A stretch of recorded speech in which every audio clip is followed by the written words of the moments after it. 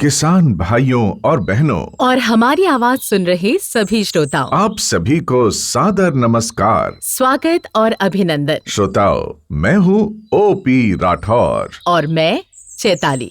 श्रोताओं, आज हम एक बार फिर आपसे रूबरू हैं, लेकर आपका मनपसंद और लोकप्रिय कार्यक्रम, जिसका नाम है आधुनिक कृषि चौपाल, विज्ञान से किसान तक।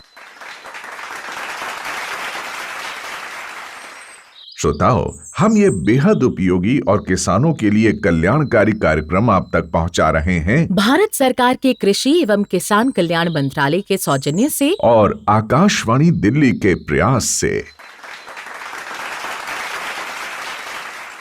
किसान भाइयों और बहनों, जैसा हमने आपसे वायदा किया था, आज हम लेकर आए हैं एक नया विषय, नई जानकारियां और नए उपाय, जिन्हें अपनाकर आप अपनी आमदनी बढ़ा सकेंगे और अपने जीवन में, अपने परिवार में खुशहाली ला सकेंगे। जी हाँ, साथ ही देश के विकास में अपना अहम योगदान भी दे सकेंगे। श्रोताओं, आज हम बात करेंगे प्राकृतिक खेती यानी नेचुरल फार्मिंग की।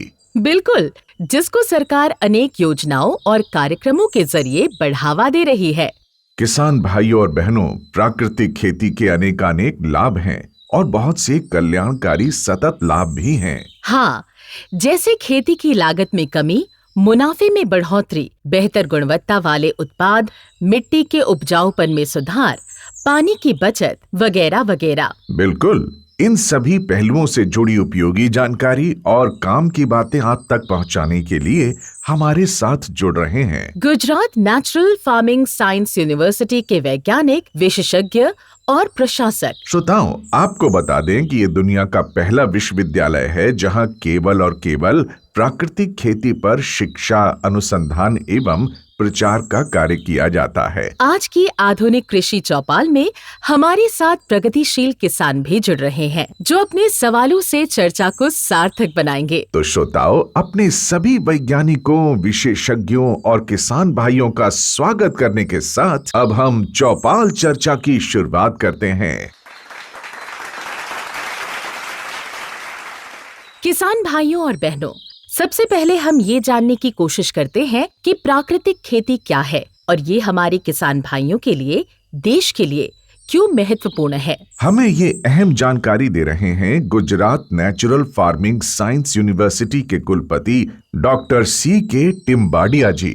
Gujarat natural farming science university जो एक गुजरात और देश का गौरव बन चुका है, प्राइम मिनिस्टर ऑनरेबल नरेंद्र भाई मोदी साहब का जो एक विजन से देश और दुनिया की पहली प्राकृतिक कृषि यूनिवर्सिटी यहाँ पर स्थापित हुई है। और रही बात प्राकृतिक कृषि की, प्राकृतिक कृषि ये सिर्फ कृषि पद्धति नहीं है। आज देश और दुनिया के सामने जो क्लाइमेट चेंज, ग्लोबल वार्मिंग, जन जन का जो आरोग्य, ये सब जो खतरे में है, ऐसे मौके पे ये प्राकृतिक कृषि एक जीवन शैली बनना चाहिए और बन रही है। प्राकृतिक कृषि ये रसायन मुक्त खेती, भारत कृषि प्रधान देश में हमने बहुत सारा पहलू देखा, ग्रीन रिवॉल्यूशन लेके रासायनिक खेती का भी प्रभाव देखा। आज जो उनका जो दुष्परिणाम हमें मिल रहा है, इसमें से जो बाहर निकलने का एक ही तरीका प्राकृतिक खेती है। प्राकृतिक खेती यानी कि कुदरती प्रकृति को साथ में रख के किसान के अपने फार्म पे देसी गाय का द्रव्य का प्रयोग करके रसायन ने जो खत्म किया है, वो जमीन की उर्वरा शक्ति वापस लाके किसान को अच्छी एक आमदनी की ओर, समृद्धि की ओर और आत्मनिर्भर बनाने की ओर जाने के लिए एक उत्तम प्राकृतिक कृषि पद्धति है। प्राकृतिक कृषि का जो आयाम है, खास करके देसी गाय जो है और उनके जो द्रव्य है, उसमें जो विज्ञान पाया गया, गौ के गोबर में 1 ग्राम गोबर में 300 से 500 करोड़ जो सूक्ष्म जीव और अपनी भूमि में उनकी रसोई तैयार करते हैं, ऐसे माइक्रोब्स को बढ़ाने का एक बायो फॉर्मुलेशन गौ द्रव्य से बना के हम बीजामृत, जीवामृत, घन जीवामृत ये गौ द्रव्य से प्रयोग करके मीन्स बायो फॉर्मुलेशन बना के प्रयोग करते हैं और उनका अच्छा अभी जो परिणाम मिल रहा है। हम जब प्राकृतिक कृषि की ओर शिफ्ट होते हैं तो गौ द्रव्य से बनाया गया बायो फॉर्मुलेशन का प्रयोग और आच्छादन और मिश्र पाक पद्धति, वापसा निर्माण और बायोडाइवर्सिटी जो खड़ी करने की जो किसान में समझ आ गई है, और ये भूमिका तैयार होने के बाद प्राकृतिक कृषि की जो फसल या पैदावार आ रही है वो देख के किसान और हम वैज्ञानिक भी आज अचंभे में हो गए हैं कि इस तरह का गुणवत्ता युक्त उत्पादन ये सब प्राकृतिक कृषि के माध्यम से मिल सकता है। इसी सिलसिले में ये जानना भी जरूरी है कि कौन कौन सी फसलें प्राकृतिक खेती के लिए अधिक उपयुक्त हैं, किन से बेहतर परिणाम मिलते हैं। ये उपयोगी जानकारी देने के लिए हमारे साथ जुड़ रहे हैं नेचुरल फार्मिंग यूनिवर्सिटी के निदेशक प्रसार शिक्षा डॉक्टर R.A. गुर्जर। भारत में अलग अलग जगह पे अलग अलग वातावरण है और प्राकृतिक कृषि में आप हर प्रकार के पौधे और हर प्रकार की किस्म के धान, दलहन और अन्य पाक कोई भी किसान भारत के किसी भी कोने में उगा सकता है। प्राकृतिक कृषि में सबसे बड़ा महत्व ये है, आप जो भी उगा रहे हैं उनको एक दूसरे के साथ उगाना है, जिसको हम मिक्स फार्मिंग बोलते हैं। मिक्स फार्मिंग करने के कारण मल्टीपल क्रॉप के बीच में एक माइक्रो क्लाइमेट डेवलप होता है और वो माइक्रो क्लाइमेट हर एक पौधे को हेल्प करता है और इसके कारण हम किसी भी प्रकार की खेती प्राकृतिक खेती के साथ कर सकते हैं। श्रोताओं, अब हमारे साथ जुड़ रहे हैं नेचुरल फार्मिंग यूनिवर्सिटी के निदेशक अनुसंधान डॉक्टर गोपाल वडोदरिया जी। स्वागत है डॉक्टर साहब। हम आपसे जानना चाहते हैं कि प्राकृतिक खेती के लिए उपयुक्त फसलों के बीज कैसे उपलब्ध होते हैं और इन बीजों का कैसे उपयोग किया जाता है। जो स्थानीय जाते हैं, जैसे स्थानीय किस्में बोला जाती है, उसका ज़्यादा महत्व है क्योंकि स्थानीय किस्में है उसमें स्थानीय जलवायु के सामने, मिट्टी के सामने, रोग कीटों के सामने अधिक अनुकूलित होती है और इसमें उत्पादन क्षमता है वो स्थायी रहती है। जैसे साल भर साल उसकी उत्पादन क्षमता ऊपर नीचे नहीं होती, वो स्थायी उत्पादन क्षमता रहती है। साथ ही साथ ये बीज को हम सुरक्षित रख सकते हैं और अगली पीढ़ी तक ले जा सकते हैं, यानी किसान आत्मनिर्भर बनता है, उसे बाजार से कोई नए बीज खरीदने की जरूरत नहीं रहती, वो अपना ही जो स्थायी बीज है वो यूज कर सकते हैं। इसलिए हम प्राकृतिक कृषि में महत्वपूर्ण ये है कि बाहर से कुछ भी नहीं लाना, बीज भी नहीं लाना, कोई घटक भी नहीं लाना, सभी अपने खेत का ही यूज करना है और प्राकृतिक खेती करना है, जिससे किसान आत्मनिर्भर बन सके और उसका जो उत्पादन का खर्च है, लागत है, वो कम हो जाए और उसकी उत्पादन क्षमता बढ़ जाए। अब हमारे एक किसान भाई का सवाल है, कुछ शंका है। मैं सर से ये जानना चाहता हूँ कि प्राकृतिक खेती और ऑर्गेनिक फार्मिंग दैट मीन्स जैविक खेती का तफावत क्या है सर? हम चाहते हैं डॉक्टर टिम्बाडिया जी इस शंका का समाधान करें। प्राकृतिक कृषि जो है वो माइक्रोब्स की खेती है, माइक्रोब्स यानी कि सूक्ष्म जीव की, और सूक्ष्म जीव जो है वो गौ माता के शरीर से हमें मिलते हैं, लेकिन 33 करोड़ से अधिक सूक्ष्म जीव गाय से जो शरीर से जो पाया जाता है वही है। तो कहने का मतलब यह है प्राकृतिक कृषि ये सूक्ष्म जीवों की खेती है। सूक्ष्म जीव ही अपनी वनस्पति का रसोई तैयार करने का काम अपनी भूमि खेत में करते हैं, तो इनको बढ़ाने की जो ज्यादा प्रवृत्ति होती है वो प्राकृतिक कृषि में होती है। ऑर्गेनिक फार्मिंग के बारे में आपको बताओ तो सबसे बड़ा जो हम मैन्यूर का प्रयोग करते हैं यानी कि खाद का प्रयोग ऑर्गेनिक फार्मिंग में होता है, तभी हम पाक को पोषक तत्व पूरा पा सकते हैं। यहाँ पर सेंद्रिय खेती ये एकदम खर्चाल खेती है, उसमें किसान को सभी जो बायो इनपुट है वो बाहर से लाके खेती करना पड़ता है। और यहाँ पर हमने बताया सिर्फ एक गाय का पालन करे, बाकी सब फसलें अपनी हो, किसान अपने फार्म पे ही अपने पाक अवशेषों का उपयोग ज्यादा रिसाइकलिंग मल्चिंग में करे, जीवामृत, बीजामृत और घन जीवामृत अपने घर पे ही बनावे और मिश्र पाक तो जड़ है प्राकृतिक खेती की, इनकी जानकारी लेके सिर्फ टेक्निकल ट्रेनिंग लेके ये काम आगे बढ़ा सकता है। उसमें इन्वेस्टमेंट की ज्यादा जरूरत नहीं है। प्राकृतिक कृषि में जो किसान की फसल जो पूरी विधि अपनावे तो कम नहीं होती।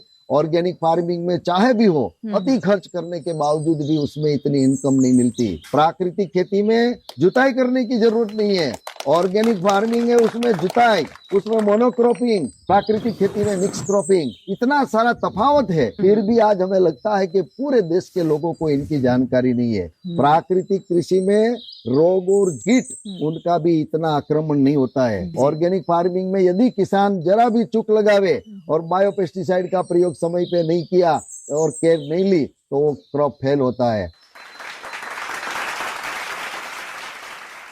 डॉक्टर गोपाल वडोदरिया जी, हमारे किसान भाई जानना चाहते हैं कि जलवायु परिवर्तन की चुनौती से प्राकृतिक खेती कैसे निपटेगी। क्या ये भी प्रभावित होगी? प्राकृतिक खेती एक ऐसी प्रणाली है जो आज के बदलते जलवायु परिवर्तन में फसल को टिका सकती है। प्राकृतिक खेती में जैसे हमारे माननीय वाइस चांसलर सर ने कहा कि हम सूक्ष्म जीवों की खेती करते हैं। सूक्ष्म जीवों की खेती करने से हमारी जमीन की जो फर्टिलिटी है, प्रोडक्टिविटी है, वो बढ़ती है, उसकी पोरोसिटी बढ़ती है और इसके कारण जब अतिवर्षा होती है तो हमारी जमीन ज्यादा जल धारण कर सकती है, जिससे बाढ़ नहीं आ सकती।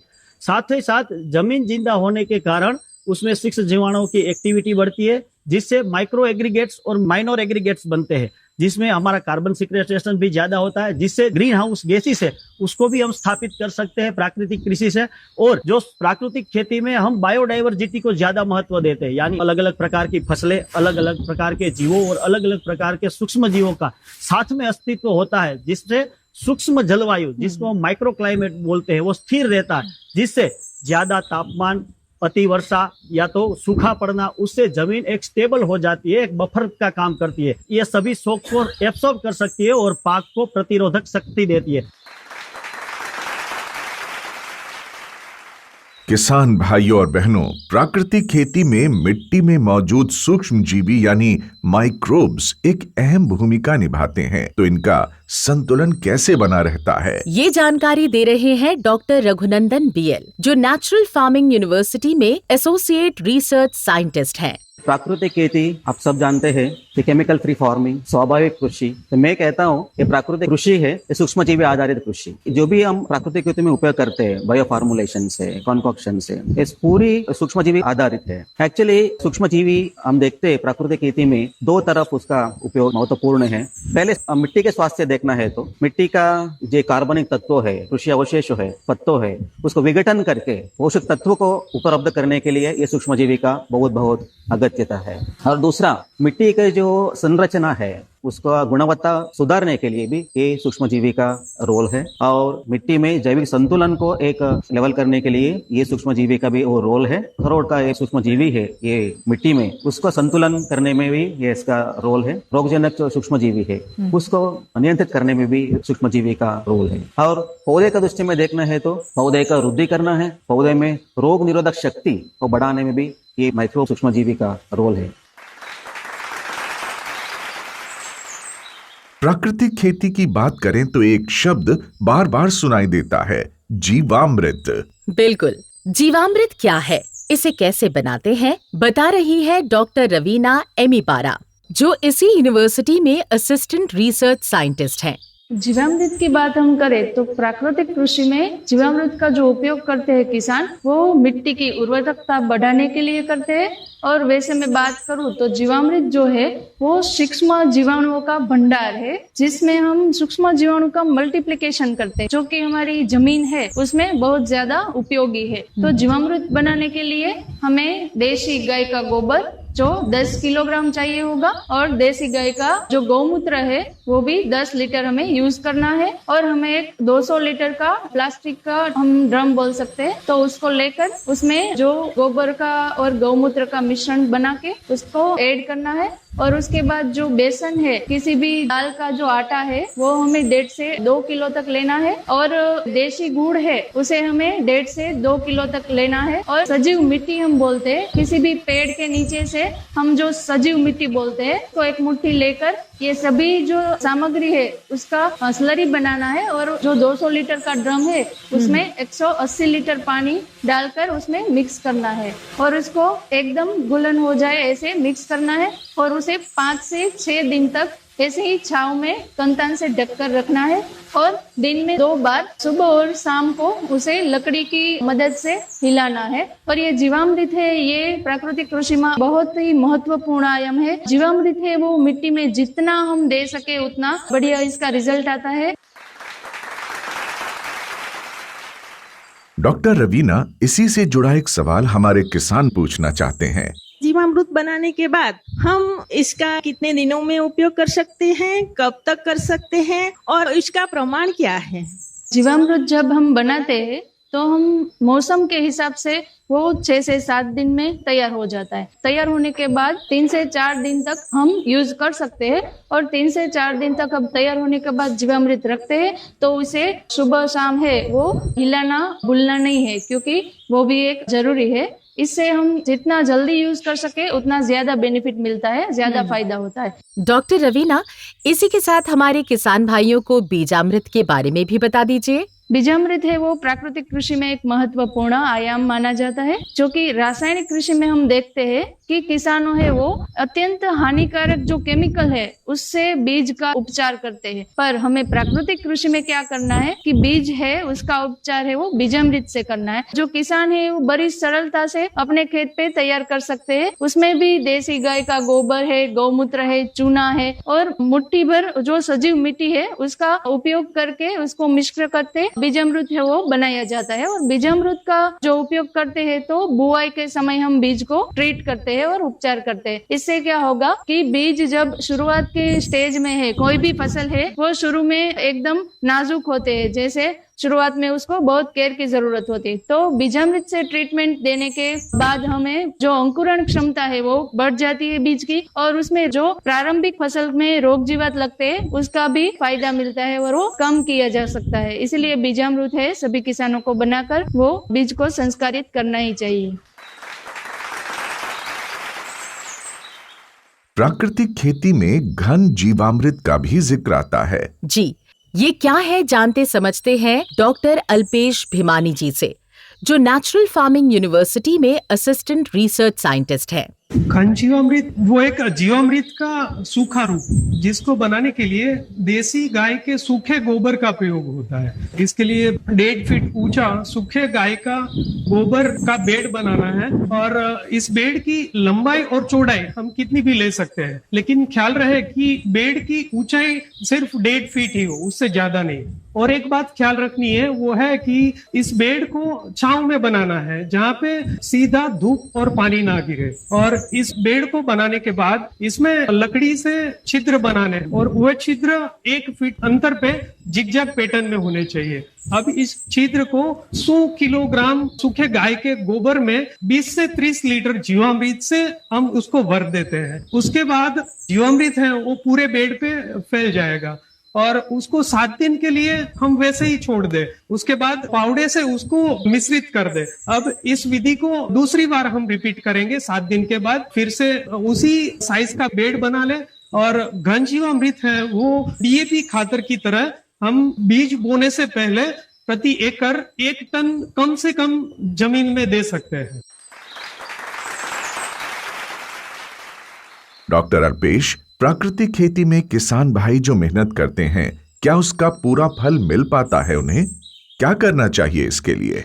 प्राकृतिक कृषि को पूरी विधि से अपनाना चाहिए। इसके लिए देसी बीज का उपयोग करें, बीज संस्कारित करें बीजामृत से, जीवामृत, घन जीवामृत और दूसरे आयाम बायो इनपुट्स का उपयोग करें। उसके साथ साथ मिश्र फसल प्रणाली दलहन के साथ अपनाएं, और उसके साथ साथ पूरे वर्ष भर में जमीन में आवरण जारी रखें और वापसा निर्माण करें। ये सब प्राकृतिक कृषि के सिद्धांत है जो एक साथ अपनाने से फसल अच्छी मिलती है। डॉक्टर अल्पेश, आपसे एक सवाल हमारे किसान भाई का भी है। सर, मैं ये जानना चाहता हूँ, जैसे हम बीजामृत बनाते हैं तो बीजामृत में चूने का उपयोग क्यों करते हैं? बीजामृत बनाने के लिए हम गौमूत्र का उपयोग करते हैं, और गौमूत्र की जो अम्लीयता है वो कम रहती है। उसके साथ साथ जब फर्मेंटेशन होता है तभी जो सूक्ष्म जीवाणु है उसकी जैव रासायनिक प्रक्रिया से जो अम्लीयता है वो और भी घट जाती है, जिसकी वजह से जो सूक्ष्म जीवाणु में स्पेसिफिकली बैक्टीरिया है उसको अम्लीयता ज्यादा चाहिए। तो पीएच को स्टेबलाइज करने के लिए चूना का उपयोग होता है, जिससे 7 से ज्यादा पीएच मेंटेन हो सके। डॉक्टर रघुनंदन, प्राकृतिक खेती में सप्त धान्य अंकुर अर्क का नाम भी आता है, ये क्या है और इसके क्या लाभ हैं? सप्तधान्य अंकुर अर्क एक बायो फार्मुलेशन से ये छिड़काव करने के लिए उपयोग करते हैं। सप्ता मतलब 7 दानों को उपयोग करके ये बनाए हुआ है बायो फार्मुलेशन से। तो ये 7 ये जो दानों है ये काला तिल, मूंग, उड़द, कौपी, मसूर, गेहूं और चना, ये 7 अलग अलग प्रकार का दानों को उपयोग करके बनाया हुआ है ये सप्तधान्य अंकुर। इसके उपयोग से पौधे के अलग अलग जातियों है, अलग अलग स्थिति के ऊपर निर्धारित पे उसको छिड़काव करते हैं। तो ये सप्तधान्य अंकुर के अगर उपयोग करने की वजह से दानों का चमकता बढ़ता है और फल में स्वाद बढ़ता है, और जो दानों का वजन बढ़ता है सप्तधान्य अंकुर की वजह से फल का यानी जो ये दान का गिरना होता है ना, ये बंद हो जाता है। सप्तधान्य अंकुर का यही 4 उपयोगिता है, तो उसके वजह से दानों का चमकता बढ़ता है। किसान भाइयों और बहनों, अब हम बात करेंगे प्राकृतिक खेती से सीधे लाभ की, यानी प्राकृतिक खेती से प्राप्त उत्पादों की बाजार में बिक्री की, मार्केटिंग की। हमारे साथ है नेचुरल फार्मिंग यूनिवर्सिटी के अमरेली स्थित कॉलेज के प्रिंसिपल डॉक्टर स्वप्निल देशमुख। प्राकृतिक खेती कोई नई पद्धति ऐसा कुछ नहीं है, हम पीढ़ी दर पीढ़ी ये खेती करते आ रहे हैं, तो इसमें लागत खर्च सबसे कम है। जैसे मैं हमारे प्रयोगों की बात करूं तो केमिकल फार्मिंग के कंपेयर में जो प्राकृतिक खेती करते हैं उसमें 2.5 गुना तक आपका खर्च कम रहता है। यील्ड में जो हमें रिसर्च में जो मिला है उसमें थोड़ी भी उत्पादन में कमी नहीं मिली, कि जो केमिकल या फिर ऑर्गेनिक में तो मिलती ही नहीं है आवक 3 साल तक, तो हमारी प्राकृतिक खेती करने से 100% यील्ड आपकी केमिकल के कंपैरिजन में सेम ही आएगी। अगर किसी किसान को ऐसा लगे कि यील्ड में कम आ रही है लेकिन फिर भी उसकी लागत खर्च के हिसाब से अगर देखा जाए तो वो मुनाफे में ही रहेगा। डॉक्टर देशमुख, जूनागढ़ से जुड़े हमारे एक किसान भाई भी आपसे कुछ सवाल पूछना चाहते हैं। सर, हम प्राकृतिक खेती का उत्पादन करते हैं लेकिन उसकी मार्केटिंग कैसे करें? अगर दुनिया के साथ नहीं चलेंगे तो पीछे रह जाएंगे। अभी सोशल मीडिया का इतना बड़ा सब चल रहा है तो उसमें हमारे सभी किसानों ने पार्टिसिपेट करना चाहिए। सभी लोग जो शहर में बैठे हैं उनको प्राकृतिक भोजन ही चाहिए लेकिन उनको मिलता नहीं। तो अगर हमारे फार्मर्स सोशल मीडिया पे एक्टिव हो जाए, हमारे ही गांव में से बहुत सारे लोग शहर में जाके बस गए, तो उन लोगों को भी प्राकृतिक भोजन की जरूरत है। जो हम खेत में पैदा कर रहे हैं, हमें सिर्फ वो जहां पर भी आपके पास आए तो उनको सिर्फ आपने बोलना है, जो आप वहां दाल खरीद रहे हो मैं पहुंचा दूंगा आप, और वहां जो पैसे दे रहे हो उससे थोड़ा कम जो मार्केट वैल्यू है, तो हमारी चीजों को हम वहां पर पहुंचाना है जहां डिमांड है। श्रोताओं, अब हमारे साथ जुड़ रहे हैं नेचुरल फार्मिंग यूनिवर्सिटी के हलोल स्थित कॉलेज के प्रिंसिपल डॉक्टर प्रभु नायका जी। डॉक्टर नायका, प्राकृतिक खेती के तहत उगाई जा रही फसलों में भी कीड़े और बीमारियां तो लगती ही होंगी, तो इसका निवारण और निदान कैसे किया जाए? अगर आपने प्राकृतिक खेती को 5 आयाम सिद्धांत आपने अपनाया तो उसमें कोई भी केमिकल स्प्रे करने की जरूरत तो है ही नहीं, और बाकी हम जो उसमें भलामण जो कर रहे हैं अग्न्यास्त्र, नीमास्त्र, ब्रह्मास्त्र, दशपर्णिक, इसका भी उपयोग बहुत कम तरीके से होगा, क्योंकि प्राकृतिक खेती का पहला आयाम जो है प्रिंसिपल वो बीजामृत। तो बीज को आप मौजूद कीजिएगा तो बीज का प्रोटीन बहुत बढ़िया हो जाएगा और उसका विग्रस ग्रोथ होगा और वो चूसे प्रकार का जीवात को लगभग 30 दिन तक वो लड़ने का क्षमता उसमें आ जाएगी। और साथ में आप इंटरक्रॉपिंग और मिक्स क्रॉपिंग और जीवामृत, घन जीवामृत डाल देकर जमीन का जो माइक्रोब्स का पॉपुलेशन बढ़ जाएगा। तो माइक्रोब्स में एपिफाइटिक करके माइक्रोब्स रहते हैं तो उस खेत का जो पैदाइश में ही अपने आप वो शक्ति आ जाता है कि ऊर्जा रेजिस्टेंस पावर उसमें बढ़ जाए। डॉक्टर नायका, इसी बात को अगर बढ़ाया जाए तो कीट व रोग प्रबंधन कब जरूरी है और कुछ उपाय भी बताएं। आपने अगर प्राकृतिक खेती को सही तरीके से अपनाया तो उसका जरूरत नहीं पड़ती, फिर भी है ना एक ट्रांजिशन पीरियड रहता है। जो किसान पहली बार प्राकृतिक खेती करने जा रहे हैं तो उनके मन में थोड़ा शंका रहता है कि कहीं रोग ना आ जाए, कहीं जीवात ना आ जाए, इसलिए है ना ये स्थानिक कीटक बोलता है, वो जगह पे हर समय पे हर वो सीजन पे वो कीटक आते ही है। तो उसके लिए हमारे में पास है अलग अलग चीजें हैं, नीमास्त्र है, अग्नास्त्र है, ब्रह्मास्त्र है, दशपर्णी अर्क है। तो वो अस्त्रों को हमने बना के उसको कीट आने से पहले ही उसको स्प्रे कर देने का, उसको प्रोफिलैटिक मेजर बोलते हैं। तो हमारा मकसद है कीट को मारने का नहीं, कीट को उससे दूर रखने का रहता है, क्योंकि ये एक फूड वेब है, वो खा के दूसरे जीवी भी उसमें जीवित रहता है, इसलिए उसको कुदरती के लिए वो छोड़ देने चाहिए। जो नीमास्त्र मराने के लिए आपको क्या चाहिए, पहले नीम के पत्ते चाहिए। तो हर एक में इंग्रेडिएंट में क्या होता है, हर एक आपने जो भी अस्त्र बनाया उसमें जरूरियत है गाय का गोमूत्र और पानी, और ये चीज जो हमने एडिशन करते हैं उस नीमास्त्र दशपर्णी अर्क में कंपलसरी आपको गाय का छाण यूज करना रहता है। बाकी आपको ब्रह्मास्त्र में गाय का छाण यूज नहीं करने का, ओनली गाय का गोमूत्र भी यूज करने का। मानो कि आप पहले मैं नीमास्त्र की बात करता हूँ। 5 किलो आपका नीम का पत्ते ले लीजिए, वो इस तरह से उसको मिक्स कर लीजिएगा, और 10 लीटर गाय का गोमूत्र ले लीजिएगा और 1-2 किलो गाय का गोबर, ये तीनों को अच्छे तरह से मिक्स करके 100 लीटर पानी में उसको अच्छी तरह से मिक्स करके 2 दिन उसको रखने चाहिए। सुबह और शाम को 2-2 टाइम 15-15 मिनट उसको हला के और फर्मेंटेशन करना चाहिए, जो 48 आवर्स में ये नीमास्त्र तैयार हो जाएगा। 6 लीटर नीमास्त्र को आप लगभग 200 लीटर पानी में मिक्स करके उसको स्प्रे कर सकते हैं।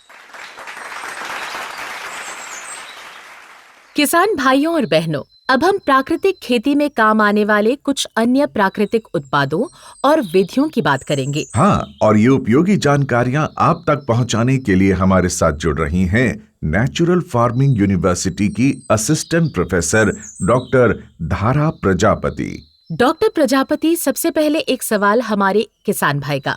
मेरा एक सवाल है कि प्राकृतिक खेती में मिर्ची, अदरक और लहसुन अर्क का कैसे उपयोग करेंगे?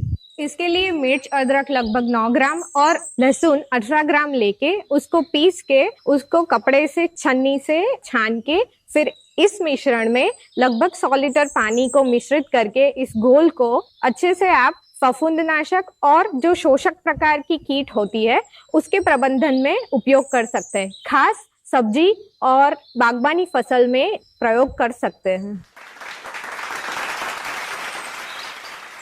डॉक्टर प्रजापति, प्राकृतिक खेती में सोंठ का इस्तेमाल भी किया जाता है। ये क्या है और इसका क्या महत्व है? ये जो सौंठ है मतलब कि अदरक का पाउडर, वो ज्यादातर हमारे घरों में आमतौर पर पाया जाता है। तो सौंठास्त्र बनाने के लिए हमें लगभग 100 ग्राम सौंठ का पाउडर उसको 100 लीटर पानी में द्राव्य करना है और उसको जो कंकॉक्शन है उसको उबालना है। एक उबाल तक, लगभग पानी आधा हो जाए तब तक उबाल के उसको ठंडा करना है। अब दूसरे बर्तन में हमें लेना है 1 लीटर दूध, उसको गर्म करके उसकी मलाई निकाल के ठंडा होने रख देना है।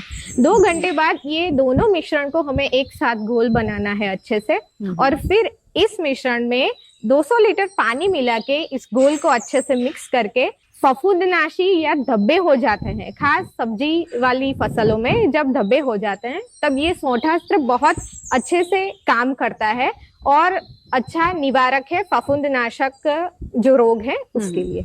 अच्छा डॉक्टर प्रजापति, एक जानकारी और दें। प्राकृतिक खेती में विषाणुओं से होने वाले रोगों का निवारण कैसे किया जाता है? जैसे कि अभी रबी क्रॉप सीजन शुरू हो रही है, इसमें ज्यादातर किसान सब्जी वाली फसलों का सोइंग करते हैं। तो खास अगर मैं बात करूं, जो सब्जी है उसमें विषाणुजनक रोग आते हैं, पीलापन आता है, तो इसके लिए खट्टी लस्सी उसका प्रयोग कर सकते हैं और अदरक, मिर्च और लहसुन का अर्क, वो भी विविध कृषि यूनिवर्सिटियों के संशोधन से प्रमाणन किया गया है कि जो भी शोषक प्रकार की कीट है जो कि ये विषाणुजन्य रोग फैलाती है, उनका निवारण के लिए ये दोनों प्रकार का कंकॉक्शन बहुत ही ज्यादा कार्यरत है। किसान भाइयों और बहनों, अब हम आज की आधुनिक कृषि चौपाल के समापन की ओर बढ़ते हैं। हम धन्यवाद देते हैं और आभार प्रकट करते हैं उन सभी वैज्ञानिकों का जो हमारे साथ जुड़े और प्राकृतिक खेती पर अनेक उपयोगी जानकारियां दी। हमें आशा और विश्वास है कि हमारे किसान भाई वैज्ञानिकों द्वारा सुझाए गए उपायों को अपनाकर प्राकृतिक खेती को अपनाएंगे और अपनी आमदनी बढ़ाएंगे, अपने जीवन को खुशहाल बनाएंगे। हम उन सभी प्रगतिशील किसानों के आभारी हैं जिन्होंने चर्चा में शामिल होकर चौपाल को सार्थक बनाया। बिल्कुल किसान भाइयों और बहनों, हम आधुनिक कृषि चौपाल को आपके लिए और अधिक उपयोगी और जानकारी पूर्ण बनाना चाहते हैं। इसके लिए हमें आपके सुझाव और प्रतिक्रियाएं चाहिए। हमें ईमेल भेजकर अपने सुझाव भेजें और बताएं कि हमें आधुनिक कृषि चौपाल में और क्या-क्या शामिल करना चाहिए। अपने ईमेल भेजने के लिए हमारा पता नोट कर लें, kkbongold@gmail.com। ईमेल पता एक बार फिर सुने और नोट करें, kkbongold@gmail.com। श्रोताओं, अब समय है आपसे विदा लेने का, लेकिन इससे पहले आपको बता दें कि हम फिर जल्दी ही आपसे रूबरू होंगे आधुनिक कृषि चौपाल की एक नई कड़ी लेकर, एक नए विषय और कई नई जानकारियों को लेकर। तब तक के लिए हमारे सभी श्रोताओं को हार्दिक शुभकामनाएं और नमस्कार।